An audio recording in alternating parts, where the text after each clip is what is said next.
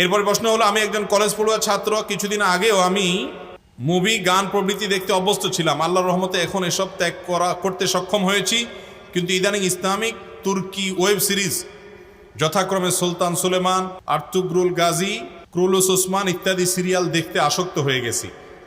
এ বিষয়ে শরীয়তের বিধান জানতে চাই।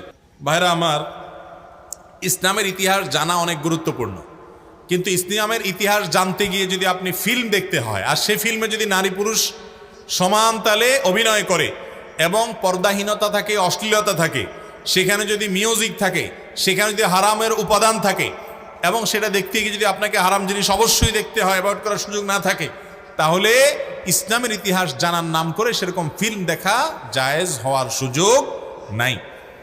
এটা ঠিক যে মুসলমানদের ইতিহাস আমাদেরকে জানতে হবে, সেগুলোর জন্য যদি এরকম ফিল্ম তৈরি করা হয় যে ফিল্মে হারাম কোনো উপাদান নাই, তাহলে সেগুলো দেখা জায়েজ আছে।